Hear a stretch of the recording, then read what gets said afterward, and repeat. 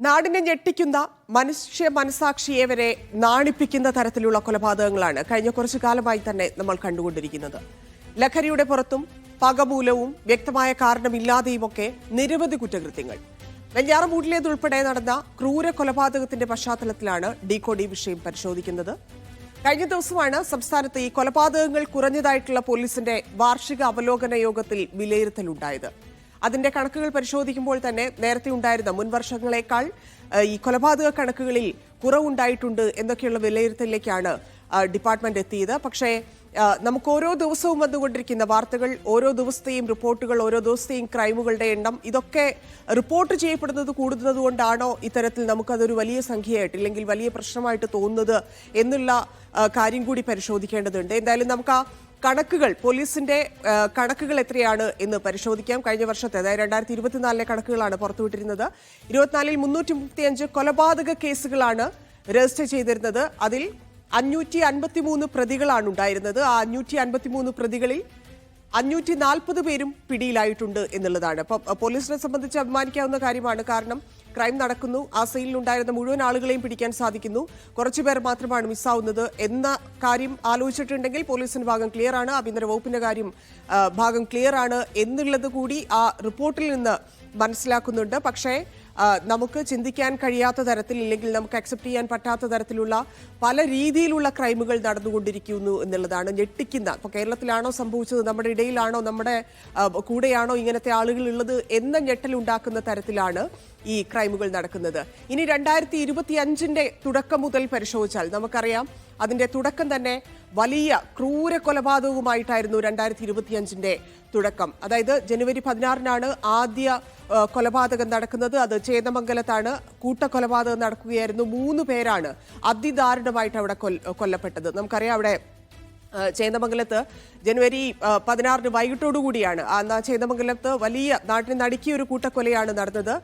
പേരേപ്പാടം കാട്ടിപ്പറമ്പിൽ വേണുവിന്റെ ഭാര്യ ഉഷ, മകൾ വിനിഷ, അങ്ങനെ 3 പേരാണ് അതിദാരുണമായി കൊല്ലപ്പെട്ടത്. നാലാമതൊരാളെ കൂടെ, ജിതിൻ എന്ന നാലാമതൊരാളെ കൂടെ ഈ അയൽവാസിയായ റിതു എന്ന പ്രതി വെട്ടിയിരുന്നു. പക്ഷേ 3 പേരാണ് കൊല്ലപ്പെട്ടത്. ഇയാളുടെ ഒരു ആക്രമണത്തിൽ ഈ ജിതിൻ തലയ്ക്ക് ഗുരുതരമായിട്ട് പരിക്കേറ്റ് ഇപ്പോഴും ചികിത്സയിലാണ്. അത് ഇരുമ്പ് ദണ്ടുകൊണ്ട് തലക്കടിച്ചും കത്തികൊണ്ട് കുത്തിയുമായിരുന്നു ആ കൊലപാതകം എന്നാണ് പോലീസ് വഴി നമ്മൾ അറിയാൻ സാധിച്ചത്. അപ്പം ആക്രമണം നടത്തുന്ന സമയത്ത് ഇയാൾ മദ്യമോ ലഹരിയോ ഒന്നും ഉപയോഗിച്ചിട്ടുണ്ടായിരുന്നില്ല എന്നതും ശ്രദ്ധിക്കേണ്ടതാണ്. അയാൾ അത് ഉപയോഗിക്കുന്ന ആളാണ്, പക്ഷേ ഈ ആക്രമണ സമയത്ത് അയാൾ അത് ഉപയോഗിച്ചിട്ടുണ്ടായിരുന്നില്ല എന്നാണ് പോലീസ് പറഞ്ഞത്. അപ്പം കൊല്ലണം എന്നുള്ള ഒരൊറ്റ ലക്ഷ്യം മാത്രമായിരുന്നു ഋതുവിനുണ്ടായിരുന്നത്. ആ ലക്ഷ്യം എന്തുകൊണ്ട് വന്നു, ഇല്ലെങ്കിൽ അങ്ങനെ ഒരു തീരുമാനത്തിലേക്ക് മറ്റു ലഹരികളോ മറ്റു കാരണങ്ങളോ ഒന്നും ഇയാളും അതായത് 2 വീടുകൾ തമ്മിലുള്ള പ്രശ്നത്തിന് പുറത്താണ് 3 പേരെ, 4 പേരെ കൊല്ലാനാണ് ഉദ്ദേശിച്ചത്. ജിതിൻ രക്ഷപ്പെട്ടു എന്നറിഞ്ഞതിൽ ആ പ്രതിക്ക് വലിയ ബുദ്ധിമുട്ടായിരുന്നു എന്നൊക്കെ പോലീസ് പറയുന്നുണ്ട്. അയാൾക്ക് കൊന്നില്ലല്ലോ, ഇല്ലെങ്കിൽ മരിച്ചില്ലല്ലോ, അയാളെ കൂടി ജിതിനെ കൊല്ലേണ്ടിയിരുന്നത് എന്നൊക്കെ പ്രതി പറഞ്ഞു എന്നൊക്കെ പോലീസിന്റെ ഭാഗത്തു നിന്ന് നമ്മൾ അറിഞ്ഞിട്ടുണ്ട്. അപ്പം അങ്ങനെയാണ് ആ കൊലപാതകം നടന്നത്. പിന്നീട് 18 ജനുവരിയിൽ തന്നെ കോഴിക്കോട് താമരശ്ശേരിയിൽ, അതും നമുക്ക് വലിയ ഞെട്ടലുണ്ടാക്കിയതായിരുന്നു. ലഹരിക്ക് അടിമയായ ഒരു മകൻ അമ്മയെ വെട്ടിക്കൊന്നു. ജനുവരി 18 കേരളം ഞെട്ടിയ ആ സംഭവം ഉണ്ടാകുന്നത്. കോഴിക്കോട് താമരശ്ശേരിയിലാണ് ഈ ലഹരിക്കടിമയായ മകൻ. ഈ ലഹരിക്കടിമയാണ്. നേരത്തെ തന്നെ ഡി അഡിക്ഷൻ സെന്ററിലൊക്കെ ഈ പയ്യനെ കൊണ്ട്, പ്രതിയായ ഈ മകനെ കൊണ്ട് ചേർത്തതാണ്. അവിടെ നിന്ന് തിരിച്ചെത്തിയ സമയത്താണ്, ആ ചികിത്സ കഴിഞ്ഞ് തിരിച്ചെത്തിയപ്പോഴാണ്, അമ്മയെ കാണാൻ വന്നപ്പോഴാണ് ഈ ആഷിഖ് എന്ന പ്രതി ഈ ക്രൂരകൃത്യം നടത്തി വീണ്ടും ജയിലിൽ പോകുന്നത്. മറ്റൊന്ന്, ഈ നാടിനെ ആകെ പേടിപ്പിച്ച്, ഇപ്പം നമുക്കറിയാം, വാർത്ത കാണുമ്പോൾ തന്നെ നമുക്ക് തന്നെ ഒരു വലിയ പേടി വന്നിരുന്നു. നമ്മുടെ നാട്ടിൽ അങ്ങനെ ഒരാൾ താമസിക്കുകയാണെങ്കിൽ എന്ന് പേടിച്ചുകൊണ്ടിരുന്ന ഒരാളാണ് ചെന്താമര. അതായത് ഒരാളെ കൊല്ലുന്നു, ജയിലിൽ പോകുന്നു, ജാമ്യത്തിലിറങ്ങുന്നു, വരുന്നു, മറ്റു 2 പേരെ കൊല്ലുന്നു. അത് ആ ഒരു നാടിനെ, ഇപ്പം കേരളത്തിലെ മുഴുവൻ ആളുകൾക്കും ഒരു ഭയമുണ്ടാക്കിയ ഒരാളാണ്. അങ്ങനെ ഒരു ക്രിമിനൽ ജയിലിൽ നിന്ന് ഇറങ്ങി നമ്മുടെ കൂടെ, ഇല്ലെങ്കിൽ ആ സമൂഹത്തിൽ തന്നെ ജീവിക്കുന്നു. അടുത്ത കൊലപാതകം ഇയാൾ പ്ലാൻ ചെയ്യുന്നു. അയാളുടെ ജീവിതത്തിന് ബുദ്ധിമുട്ടാണ് എന്ന് തെറ്റിദ്ധരിക്കപ്പെട്ട് അയാൾ മറ്റെന്തൊക്കെയോ മന്ത്രവാദമോ അയാളുടേതായിട്ടുള്ള വിശ്വാസങ്ങളുടെ ഭാഗമായിട്ട് അയാൾ മറ്റൊരു കൊലപാതകത്തിലേക്ക്, 2 കൊലപാതകത്തിലേക്ക് കടക്കുന്നു. അത് ജനുവരി 27 കഴിഞ്ഞ മാസമാണ് സംഭവിച്ചത്. 1 മാസം പോലും ആയിട്ടില്ല ചെന്താമര ക്രൂരമായ കൊലപാതകങ്ങൾ, 2 കൊലപാതകം നടത്തിയത്. 2019 സജിത എന്ന സ്ത്രീയാണ് കൊന്നത്. ആ സ്ത്രീയുടെ ഭർത്താവായ സുധാകരനെയും ഈ സുധാകരന്റെ അമ്മ ലക്ഷ്മിയുമാണ് ചെന്താമര വെട്ടിക്കൊലപ്പെടുത്തിയത്. ചെന്താമര പോലീസ് സ്റ്റേഷനിൽ പട്ടാപ്പകൽ നടത്തിയ ഈ കൊലപാതകത്തിന് ശേഷം സ്റ്റേഷനിലൊന്നും ഈ ഇപ്പോഴത്തെ കേസ് പോലെയൊന്നും കീഴടങ്ങിയൊന്നുമില്ല. ഇയാൾ ഒളിവിൽ പോവുകയായിരുന്നു. വലിയ തെരച്ചിൽ ആ ദിവസങ്ങളിലൊക്കെ നമ്മൾ കണ്ടതാണ്. നെല്ലിയാമ്പതി കാടുകളിലേക്ക് കോടിക്കയറി നാട്ടുകാരും പോലീസും ഒക്കെ അവിടെ വലിയ പ്രശ്നമുണ്ടാക്കി. പോലീസ് സ്റ്റേഷന് മുമ്പിൽ പ്രതിയെ കിട്ടിയതിനു ശേഷമൊക്കെ വലിയ പ്രശ്നമൊക്കെ ഉണ്ടാക്കി. അങ്ങനെയാണ് ഈ 28-ാം തീയതിയാണ് പോത്തുണ്ടി മാട്ടായിൽ നിന്ന് ഈ ചെന്താമര പിടിയിലാവുന്നത്. അതിനുശേഷം സ്റ്റേഷനിലേക്ക് ഇയാളെ വേണം ആവശ്യപ്പെട്ടുകൊണ്ട് നാട്ടുകാരൊക്കെ വലിയ പ്രശ്നമുണ്ടാക്കി. കാരണം അത്രയധികം ഒരു നാടിനെ ഭയപ്പെടുത്തിയ കൊലപാതകിയായിരുന്നു. നമ്മൾ ഈ സിനിമയിലൊക്കെ കാണുന്നത് പോലെയുള്ള ഒരു ക്യാരക്ടറായിരുന്നു. നമുക്ക് അന്ന് രാത്രിയിൽ എനിക്ക് ഓർമ്മയുണ്ട്, ഇപ്പം അയാൾ ജയിലിൽ ഇരുന്നിട്ട് ഫുഡ് കഴിക്കുന്ന വിഷ്വൽസ് ഒക്കെ ഇടുമ്പം താഴെ വരുന്ന കമന്റ്സ്, ഇപ്പൊ പ്രേക്ഷകരുടെയൊക്കെ കമന്റ്സ് നമ്മൾ അന്ന് കണ്ടതാണ്. അതായത് ഭയം തോന്നുകയാണ്. അയാളുടെ രൂപത്തിലും അയാളുടെ രീതിയിലും യാതൊരു കൂസലുമില്ല. രണ്ടുപേരെ വെട്ടിക്കൊന്നതിനോ ഒന്നും കൂസലില്ല. വിശന്നതുകൊണ്ട് മാത്രം ഒളിവിലിരുന്ന സ്ഥലത്ത് നിന്നും തിരിച്ചിറങ്ങിയെന്നാണ് പറഞ്ഞിരുന്നത്. അതിന്റെ കേസ് നടക്കുന്നു, കൊന്നിട്ടില്ല എന്നൊക്കെ ഇപ്പൊ പറയുന്നുണ്ട്. അങ്ങനെയാണ്. അതായത് ഇങ്ങനെയൊക്കെ ഒരു മനുഷ്യന് മറ്റൊരാളെ ഇല്ലാതാക്കാൻ, മറ്റൊരു മനുഷ്യനെ ഇല്ലാതാക്കാൻ സാധിക്കുമോ എന്ന് തോന്നിപ്പിക്കുന്ന നിരവധി കൊലപാതകങ്ങൾ, അതാണ് ഈ അടുത്ത കാലത്ത് കേരളം കണ്ടുകൊണ്ടിരിക്കുന്നത്. അപ്പം നമ്മൾ പ്രധാനമായിട്ട് ഇപ്പം സോഷ്യൽ മീഡിയയിലാണെങ്കിലും ചാനൽ ചർച്ചകളിലാണെങ്കിലും മറ്റ് പ്ലാറ്റ്ഫോമുകളിലാണെങ്കിലും ഒക്കെ ആളുകൾ പറയുന്ന ഒരു പ്രധാനപ്പെട്ട പോയിന്റ് ജനറേഷനെ കുറിച്ചാണ്. ഈ ജനറേഷനെ പറഞ്ഞതുകൊണ്ട്, ഇല്ലെങ്കിൽ അങ്ങനെ ജനറേഷന്റെ തലയിൽ ഇട്ടതുകൊണ്ട് മാത്രം ഈ 2K കിഡ്സ് ഇല്ലെങ്കിൽ ഈ അടുത്ത പുതിയ തലമുറ എന്നൊക്കെ പറഞ്ഞുകൊണ്ടാണ് ആ ഒരു ജനറേഷനിലേക്ക് ഇത് അടിച്ചേൽപ്പിക്കുന്നത്. പക്ഷേ യാതൊരു കാര്യവുമില്ല.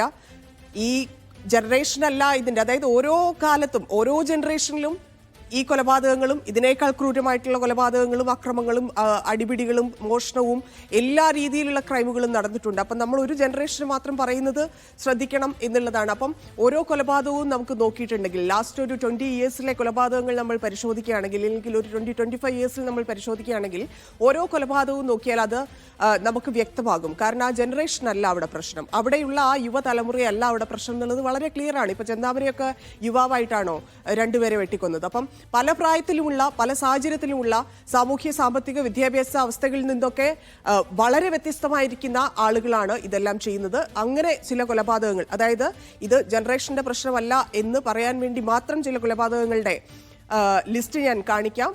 ഈ ആലുവ കൂട്ടക്കൊല എല്ലാവർക്കും അറിയായിരിക്കും. അത് നടന്നിട്ട് 1/4 നൂറ്റാണ്ടായി. അതായത് ഏതാണ്ട് 2001-ലാണ് നടക്കുന്നത്. ഏതാണ്ട് 25 വർഷമാവുന്നു. ജനുവരി 6-ാം തീയതിയാണ് ആലുവ നഗരമധ്യത്തിലെ മാഞ്ഞൂരാൻ വീട്ടിലെ കുടുംബാംഗങ്ങളെല്ലാം കൊല്ലപ്പെട്ടത്. അവിടെ റെയിൽവേ സ്റ്റേഷൻ സമീപത്ത് ആഡ്വെയറിന്റെ ഒരു ഷോപ്പ് നടത്തുന്ന ഒരു അഗസ്റ്റിൻ എന്ന് പറയുന്ന ആൾ, അദ്ദേഹത്തിന്റെ ഭാര്യ ബേബി, മക്കളായ ജോമോൻ, ദിവ്യ, അഗസ്റ്റിന്റെ അമ്മ ക്ലാര, സഹോദരി കൊച്ചുറാണി, അങ്ങനെ 6 പേരാണ് അന്ന് കൊല്ലപ്പെട്ടത്. ഇതിന്റെ കാരണം ബന്ധുവായിട്ടുള്ള ഒരു ആന്റണിയാണ് ഇവരെ കൊന്നിരുന്നത്. ഇതിന് പണം നൽകാത്തത്, അതായത് പണം കടം ചോദിച്ചിട്ട് അത് നൽകാത്തതാണ് ഈ കൊലപാതകത്തിലേക്കുള്ള മോട്ടീവ്. അതാണ് അതിന്റെ കാരണം. ഇപ്പം ഈ വെഞ്ഞാറമൂടിലെ കൊലപാതകവും പണവുമായി ബന്ധപ്പെട്ടെന്നൊക്കെ പറയുന്നുണ്ട്. പക്ഷേ അതൊരു കാരണമാണ്.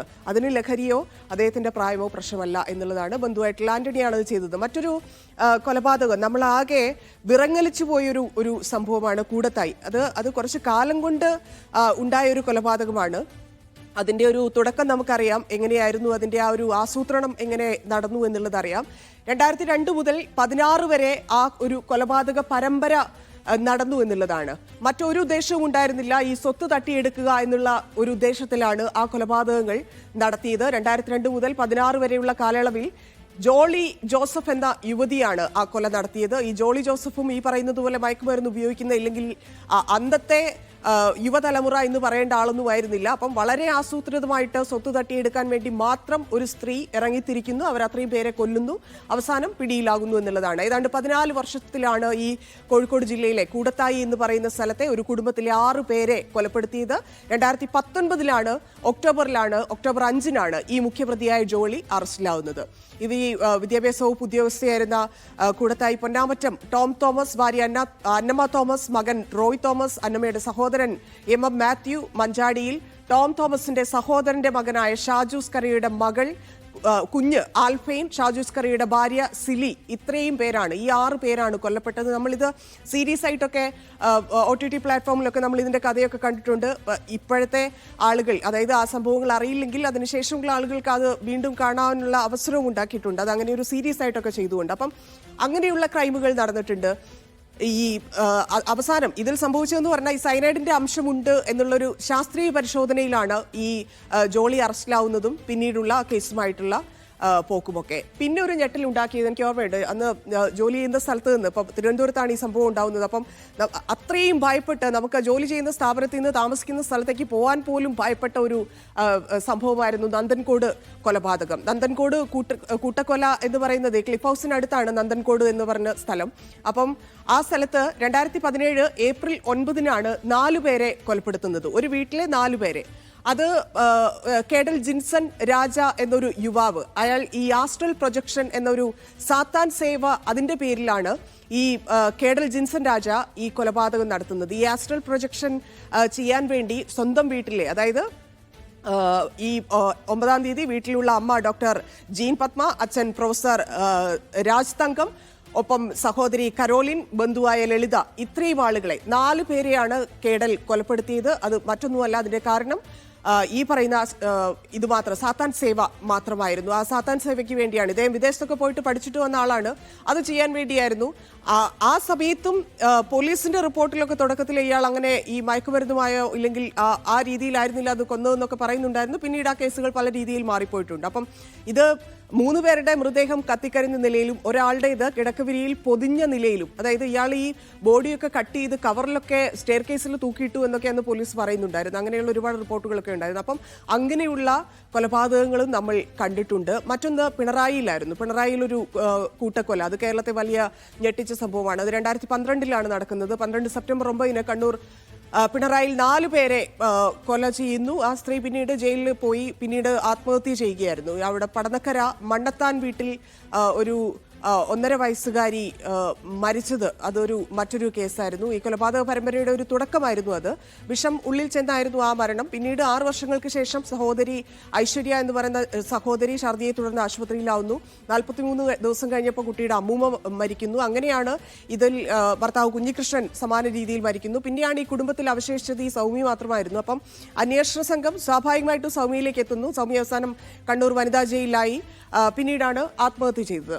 അത് മറ്റൊരു സംഭവം. മറ്റൊന്ന് തൊടുപുഴയ്ക്കടുത്തുള്ള 2 കൂട്ടക്കൊലയാണ്. 2018 അത് നമുക്കറിയായിരിക്കും, ഏറ്റവും അടുത്ത സമയത്താണ്. ജൂലൈ 29-നാണ് അത് നടക്കുന്നത്. കമ്പക്കാനത്ത് കാനാട്ട് വീട്ടിൽ കൃഷ്ണൻ, ഭാര്യ സുശീല, മക്കളായ ആർഷ, അർജുൻ, അങ്ങനെ 4 പേരെയാണ് കൊലപ്പെടുത്തിയത്. അതും വലിയ ഞെട്ടിലുണ്ടാക്കിയിരുന്നു. മറ്റൊന്നുമല്ല, മോഷണമായിരുന്നു അതിന്റെ മോട്ടീവ്. ആ വീട്ടിൽ മോഷ്ടിക്കാൻ കയറി 4 പേരായിരുന്നു അതിന്റെ പ്രതികൾ. തൊടുപുഴയിൽ 2022 മറ്റൊരു കൂട്ടക്കൊലയും നടന്നിട്ടുണ്ട്. അത് ഉറങ്ങിക്കിടന്ന ഈ 4 പേർ കൊല്ലപ്പെട്ടതല്ലാതെ മറ്റൊരു കൊലപാതകവും നടന്നിട്ടുണ്ട്. അത് ഉറങ്ങിക്കിടന്ന മകനെയും കുടുംബത്തെയും മുറിയിൽ പൂട്ടിയിട്ട് പെട്രോൾ ഒഴിച്ച് തീയിടുകയായിരുന്നു. അതൊരു പിതാവാണ് അത് ചെയ്തത്. അതായത് ഇടുക്കി ചീനിക്കുഴി മുഹമ്മദ് ഫൈസൽ, ഭാര്യ ഷീബ, മക്കളായ മേറിൻ, അസ്ന എന്നിവരാണ് മരിച്ചത്. ഈ ഫൈസലിന്റെ ഫാദറാണ് ഹമീദ്.